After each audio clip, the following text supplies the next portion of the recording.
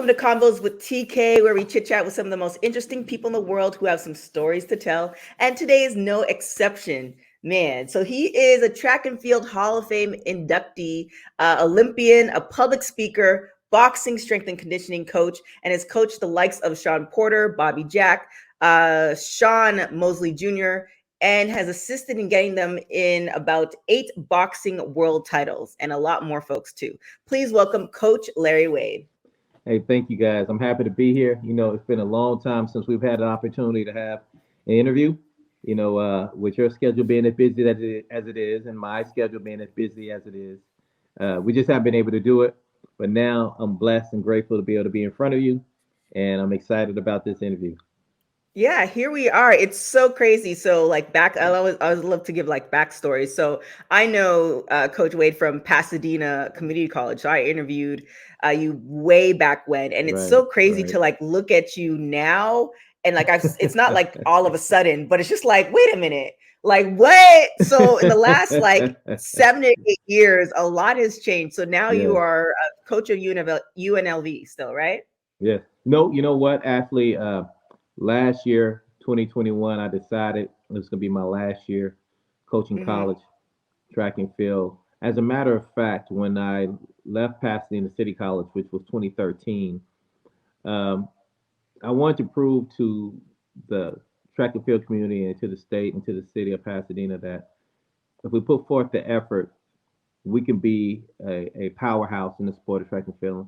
And we started to do that. As a matter of fact, we had one of the highest grossing track and field competitions with the Pasadena Games, having over 30 colleges and universities there, but 30 Olympian / world champions. And at the same time, I think we had over 1,500 competitors there over the 2 to 3 day period. And that was very big for this school.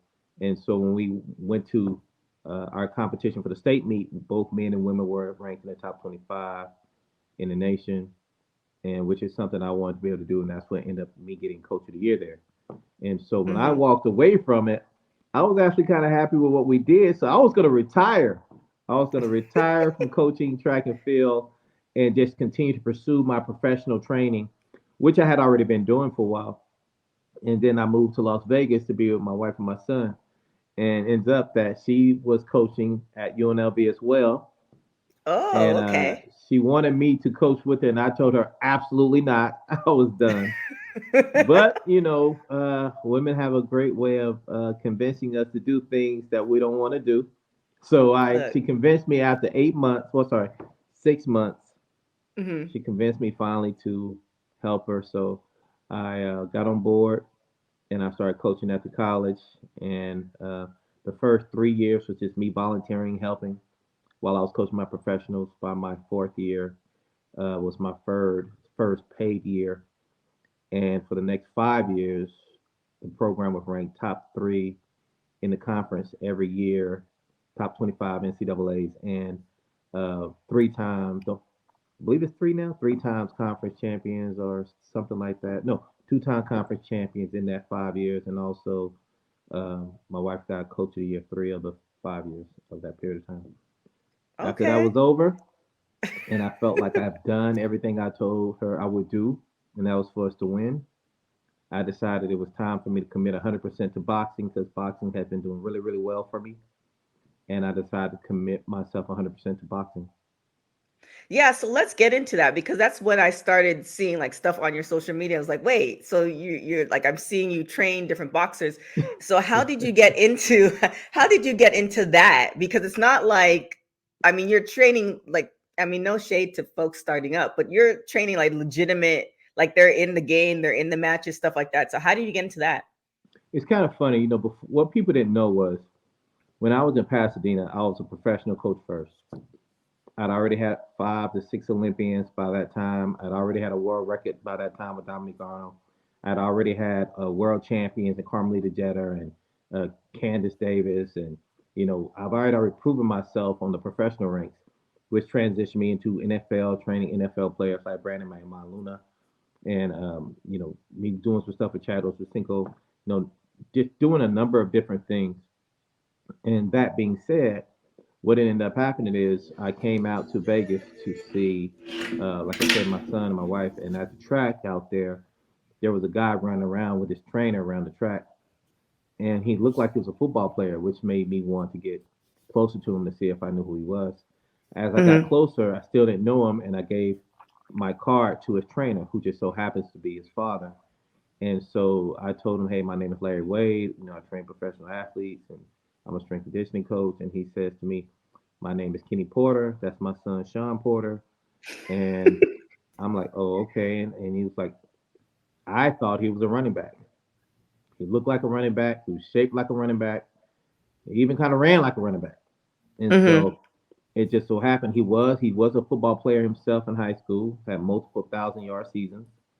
And his dad, at that time, I still didn't know who he was as a boxer. Dad contacted me like 2 weeks later, I believe, and asked me to train him and asked me if I'd ever been in a boxing camp. And I told him no. And he said, "Well, I would like for you to train my son to get ready for this boxing camp. He has a fight coming up in 4 months." And I said, "Okay, well, when is the fight?" It just so happened that Sean was fighting Devin Alexander for the IBF world title, which this is your first pro fighter, right? Right.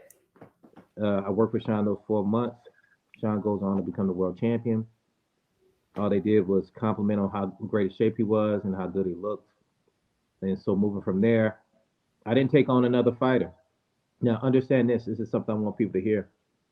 When I was requested to train with Sean Porter, I wasn't getting paid to go to the gym. I wasn't getting any money to go to the gym. What Mr. Kenny Porter offered me was an opportunity to go to the gym and learn for free every day. Every Mm. day I went for free, and I just went to the gym because everything that I had done, every athlete I had trained, didn't necessarily correlate 100% to boxing. You have to be able to go to the sport, go to the gym, understand how the body moves and the differences between boxing athletes and other athletes. And so I did that for over a year to a year and a half before I took on another client. And by this time, I started taking on one or two lower guys. But my second or third guy that I took on was a guy named Badu Jack, who they requested me to work with him. We go on to win a couple more titles with Badu Jack. Before I know it, I'm 3 years in the game. People saying, "Who is this guy who's got all these champions?" And it's my face. Before I know it, I'm getting a new title almost every year. And so I'm definitely in the top. I'm gonna say top two, three trainers in the sport. I'm gonna say number one just because that's the only place I want to accept. But it definitely it's been working hard to get to this point for sure. So, what's kind of the difference between training like a track athlete to a boxer to a football player? Well, one of the main things is understanding with boxers, everything you may think to be normal behavior for an athlete is different. So Newton's third law of motion says for every action there's an equal and opposite reaction. So if I lift my right hand up, my left leg is supposed to lift up as well, right? Mm-hmm. I lift my left hands up, my right leg is supposed to lift up, just like you would in sprinting and running and anything else when it comes to running back, right? Well, in boxing, you're gonna push off your right leg, but it's your left leg that moves when you punch with your left hand. So your left hand and your Mm. left arm are moving at the exact same time. So it's not the opposite; it's actually equal to that side. Right. So you have to be able to understand, correlate that it doesn't always work in that fashion. And then once you understand that position and you understand the different styles as far as orthodox and southpaw, then you have to correlate with whatever strengthening exercise you have to do just for that person. And Mm-hmm. there's other things that you have to take into consideration. Say, for example, you got to know all the three body types, from endomorph, mesomorph to ectomorph. You have to be able to know them. You have to know how they apply to each weight class. And then you have to be able to understand the general metabolism of what a person in that weight class is supposed to have as far as them gaining fat, gaining muscle, how quick that happens. Then you have to understand the energy systems that correlate with that same body type. So Mm-hmm. then you have to put all that stuff together in a pot and come up with what you think is the perfect way to train them. But that's just a an educated guess because clearly God didn't make us all evil, even. We're all not equal. So that being Hmm. said, you have to train each person individually based on you testing them to see where they fall in the parameter on the scale of physical fitness. Hopefully that helped you to some degree if they can confuse you, but you can't train them all the same. You just get a general idea. It's kind of like going to a doctor and you tell the doctor you're feeling sick. And the doctor says, "What do you feel?" Tell him I got a fever and coughing. He comes up with an educated guess of what do you think the problem is. You say, Hmm. "I think you have a flu." Well, maybe you have a flu, or maybe you got COVID. You never know. So you got to be able to test a person to see Right. what they need to work on, and then you come with a more of a educated decision or idea of what you need to do to address that person and make them better. So now, with that being said, which is your favorite athlete to train? See, I've gotten beaten up by this question so many times. um, I love them all, man. Listen, if I work with a guy, I won't even work with a guy if I don't like him. If I don't Okay. like a guy, I will not train him. I'm not at a place in my life financially where I have to take anyone if I don't like them. I'm at a place in my life where I want to continue to love to do what I do with the people I do it with. And if it's a guy that I know that doesn't really want to get better, doesn't really want to take direction, doesn't really want to train, it doesn't matter to me how much they may want to pay me. I won't do it because it's just Mm, not worth my time and my energy. So I can't pick a favorite athlete. I enjoy them all differently, but equal. Caleb Plant is not like Sean Porter. Sean Porter is not like Badu Jack. Badu Jack is not like Luis Ortiz. Luis Ortiz is not like Rolando Romero. You know, all these guys are different, and what I've had to learn to do is accept them for who they are and get to know each and every last person individually, mhm. and then be able to learn more about the physical side of them in order to condition them to the level I need them to be at. Okay. So what's the day in the life of a professional trainer? Busy, no time. All right, so I can tell you this because of the caliber of athletes that I have, right? I just got through coming off of a 21-month camp situation, 21 months? 21 months straight, Whew, okay. where I have one fighter. He fought. It takes about, for those who don't know what a camp is considered to be 2 months, right? So I finished one camp with a fighter, and by that time, I'm already in camp with another fighter as well, and he may not finish till a month after that. Before I know it, I'm having, like, I'll give you a prime example. In this past fall, October 9th through December 11th, I don't know exactly how many weeks that is. I'm going to say somewhere between 10 and 12 weeks, right? Mhm. In that period of time, I had 10 fights. So that's almost a fight every week. And of that, three of those fights were pay per view fights. Sean Porter fighting Bud Crawford, Caleb Plant fighting Canelo, and also Rolando Romero, who was supposed to fight Tank, Gervonta Davis. So, and the rest of those fights will also have one other guy who, my younger guy, Robes Ramirez, which I mentioned earlier, the 2012 2016 Olympic gold medalist. He was Mhm. also fighting on the Deontay Wilder Tyson Fury card. So that's another pay per view, which makes that what, four pay per views, something like that, in that period of time. And then you got these other fights that are main events as well on like Fox or the Zone or whatever the case may be. So there's not a lot of rest, but I would be lying to you to say I do it all by myself. I actually have assistants that help me, and Okay. that's how I'm able to manage to handle everything. So that's kind of my next question. What I really love talking to people about is like when you see there's so many different avenues. Like, not everybody can be like the athlete. Like, I mean, you were the athlete, you were the Olympian, but not everybody can be of that caliber. And there's so many different things that you can do behind the scenes if you love the sport. So, with that being said, what are the different avenues to becoming like a professional trainer versus a personal trainer? So what's kind of the different avenues and how do you achieve that? Well, the first thing was, once again, I was blessed. I was really, listen, I wish I could sit here and tell you that, you know what, I said one day, this is what I'm going to do. This is how I'm going to do it. And then all of a sudden, I'm going to be this big guy in the sport. It did not Mhm. happen like that. So I can only tell you my story, right? So when I started that process, as you heard me say earlier, I was going to the gym for free, right? For free, working with Sean Porter. But I'm going around to all these top gyms in Las Vegas. I'm in there with Floyd. Mm. I'm in there with Badu at the time. I'm in there with some of the top guys in the sport. So for a year, like I said, I didn't take anyone else. And then Kenny Porter says to me, hey, listen, I want you to go and take the coach's certification test for boxing. Mm. And I said, well, I'm a strength conditioning coach. You know, that's kind of what I want to do. He said, no, but if you're going to be in the corners and you're going to be in the gyms, I want you to be certified as a boxing trainer as well. Okay. A year passed of me just going to train with Kenny Porter. And this is how it worked out. He said, look, I booked you to take this test on this day. I said, uh, okay. I was nervous because I had no idea what I was going to get myself into.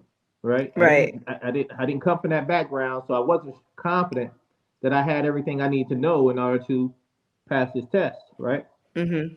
He said, no, you know all you need to know. And I'm like, okay. So I'll go to take the test. There's probably 50 of us in this room. Now, mind you, they give us a test, but it's an open book test. So you can actually look in the book, but it just takes forever to do it. Right. I'm not even looking at the book. I'm just writing the answers down, right? I finish it and I look in the room. I'm the only one finished. And I feel some kind of way because I'm like, I must not have these things right because I didn't study for this, right? I get up to turn the test in, then I start to feel insecure. So I'll go back and sit down to try to double check it, right? Right. I double check it. By the time I double check it, one or two people have turned theirs in. I turn mine in. I wait for the results. I was the only person in the class to make 100. Now, I didn't study. What I did was I listened to everything that Kenny Porter had to say and all the other trainers I was around, which were top level trainers who had already been through this program. Mm. I listened to Right. everything they had to say and I really processed it. I didn't realize how much I'd absorbed it at that point. But once I took that test and realized out of a room of 50 other trainers that I was the only one to make 100, I'm like, I must be learning something because I definitely didn't put the time into studying for this thing the way I should have. And so it was Right. only at that point that I said, okay, we're ready to expand. We're ready to do some more things. We're ready to take on a couple more guys. And that's what ended up happening. Whew, okay. So now tell me, another thing I've been seeing on your social media is the motivational speaking. The videos and stuff. You definitely have to go. You have to go to Coach Larry Wade because videos. I was like, okay, I see you. So, so how did you get into that? Like, I mean, you've always been, I feel all the track coaches that I still interact with, including the ones I've had in the past, like they've always been motivators. Right. So, how did you translate that from giving, an individual athlete advice to I'm gonna tell y'all, something to get you to the next level? Once again, it's one of those things that I can't say that I sat down and said I was going to do. One thing that I've learned in my life is I didn't understand when I was younger what my purpose in life was. It wasn't until that I got into my 40s, and I'm not afraid to say it. When I got in my 40s, I realized that God put me on this earth to be an impact to other people. He put me Hmm. here to use me as a vessel and allow me to use the platform I'm on to be able to touch everyone in a positive way. And so I was having couple of conversations. I had two things that came up. One of the athletes was talking, and he was doing an interview, and it was Sean Porter. And he was saying that, I'm a good strength conditioning coach, but as Coach Wade, he really makes me feel like I could do anything, right? But he was like, the workouts I've done before, they're not anything new, but it's just the way he makes me feel. I kind of felt insulted because I was like, man, I thought these strength workouts were amazing. What do you mean? And so then another athlete, Badu Jack, was like, hey, man, he was have to go do a press conference somewhere, and he wanted me to go. And I'm like, I'm just a strength conditioning coach. Why am I going to a press conference? But at the end of the day, he wanted me to go. And I talked to Mm-hmm. his manager, and his manager was like, "Hey, Wade, he wants you to go because one thing he's always said about you is you have a unique way of getting the people around you to be confident, but yet you also always find a way to win, no matter what the situation Mm-hmm. is." And so when he said that, I started to think that, okay, so it's something to it. If everyone is saying that it's the way I make them feel, in addition to the strength work, and I talked to the manager about it, and he says, "Hey, coach, really, you need to get some of this stuff on tape because some of the stuff you say is absolutely amazing." To me, I'm just being me. I didn't look at it as me doing anything, super. And then I Mm-hmm. saw myself on video for the first time, and I was like, "Wow, I guess it is okay." Right? But when you look at yourself, sometimes you look at it as being corny, like, you're kind of corny. But I got so much positive feedback from everyone just saying thank you. I needed to hear that today. You kept me, moving forward today. I had my head down. When I realized that I could actually help people in a different way in a larger setting, Right. that's when I started doing more of the motivational speaking. And I didn't do it. I didn't start it because I wanted to make money doing it. I started just because I wanted to help people. And then it just so happened people thought it was good enough to start paying me to do it. So that became kind of what I do. But at the end of the day, my purpose is still the same, to just be able to take advice from someone who had a lot of experience being successful and also a lot of experience failing, and Mm-hmm. understanding what it takes to be able to be on both sides of that coin and help people navigate in their own lives how to get through those things.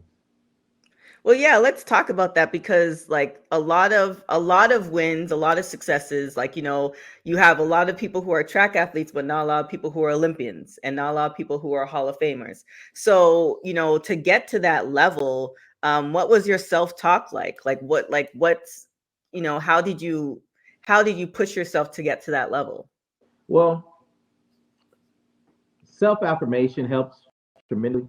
You know, sometimes you want people to encourage you and support you, but you don't always know, they don't always know what to say to you to get Mhm. you excited or to get you focused. But you can be expecting from your partner to tell you something encouraging that you think is going to be great, and it just don't come off right. And then you're upset it didn't come off right. But you know what you want to hear. So Right. when I was younger, I found out about self affirmation probably around my first or second year pro, and I just kept telling myself, and I tell myself this every day. And is your show PG or is it whatever? Oh, you could do whatever. Because for me, what I say to myself is I'm not like everybody else. I'm a bad motherfucker. I do shit different. When I say that to myself, that just puts my head in a different space. That I don't care if you didn't make it. I don't care if you didn't make it. I'm gonna Right. make it because I'm different. I can do shit nobody else can do. I've shown that, and that gets my wheels to turning because no matter how much someone may doubt me, I don't give a damn if you like me. I don't care Mm. if you doubt me. I believe in me. I'm going to keep pushing until I get there. And that's the difference. And those are the things that I've come to find out. Self affirmation is a huge thing. People will always doubt you because they doubt themselves. They'll Right. always question you because they question themselves. And if they attempted to do something and they fell short, they're going to automatically think you can't accomplish it either because they fell short. So I want to allow myself to hold on to any of those things. I had a reporter say something to me that really just blew my head off. I just knew he was going to get me destroyed by social media. He said on his interview, Larry Wade did something that Michael Jordan could not do.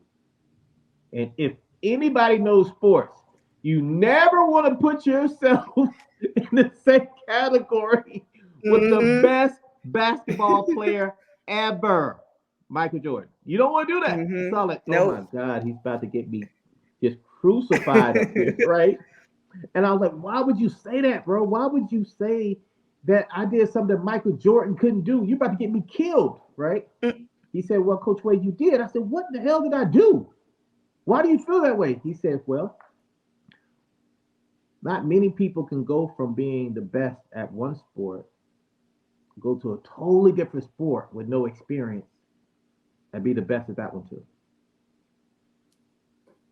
He said Michael Jordan tried it with baseball, it didn't work. He went back to Mm. basketball.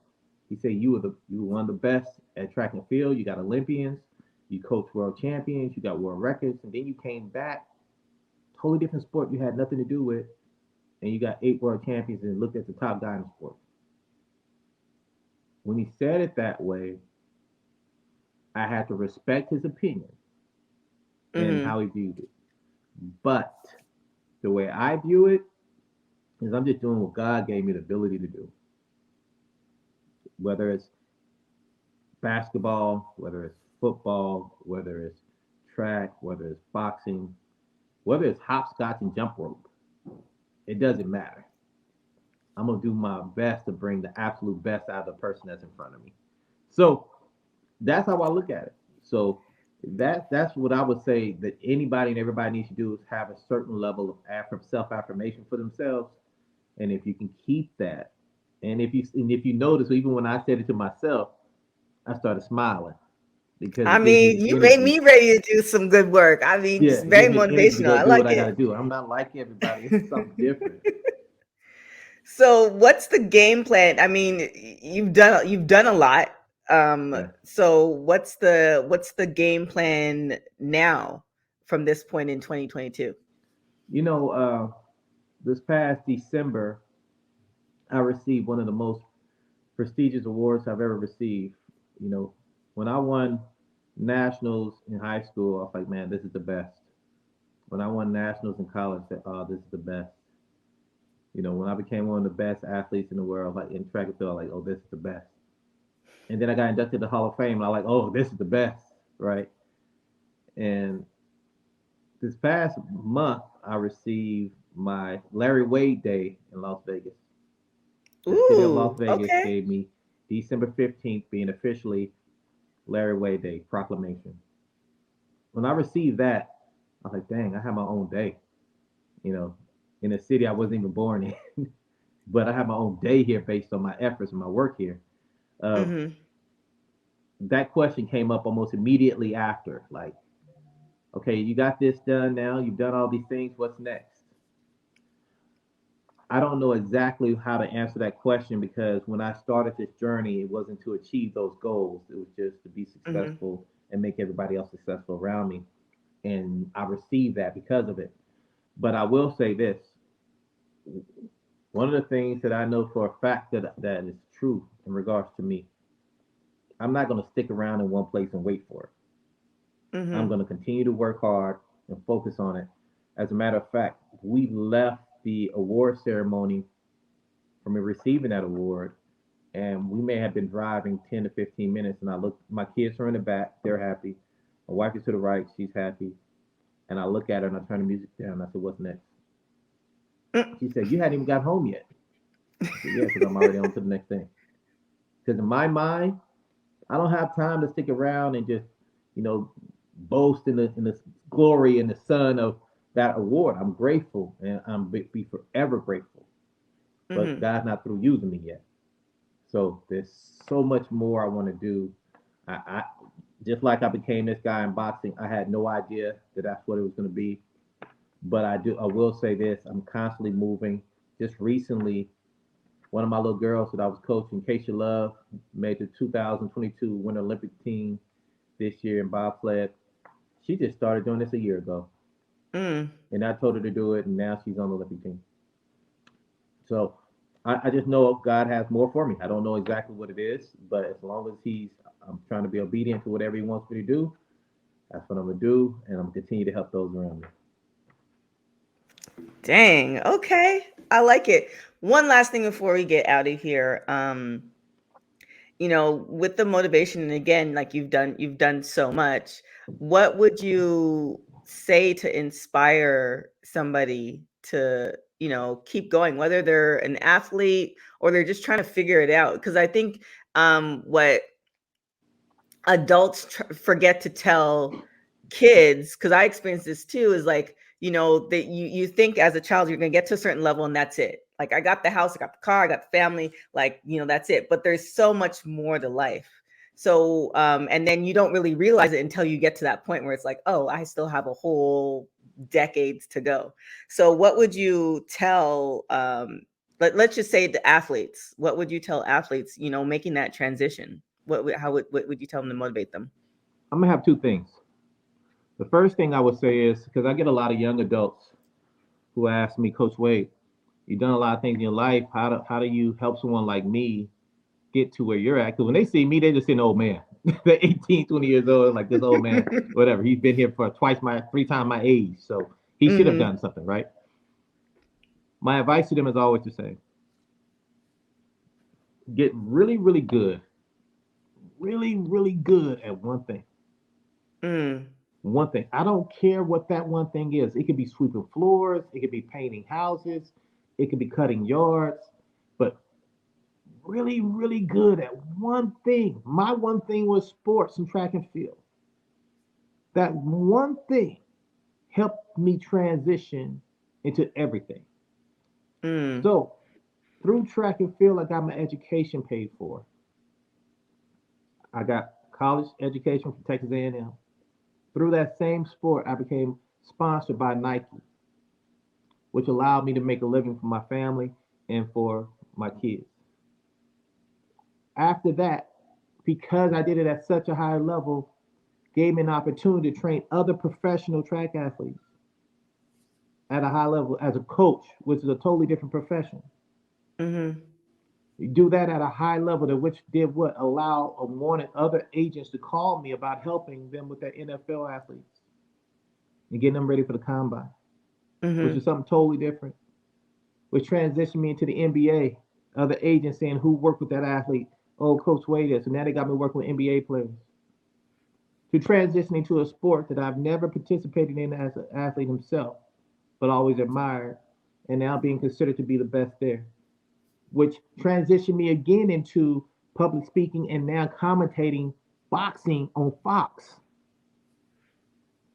I didn't go to school to be a commentator Mm-hmm. or to be a motivational speaker, but because I was really good at one thing, it allowed me to be able to transcend into all things.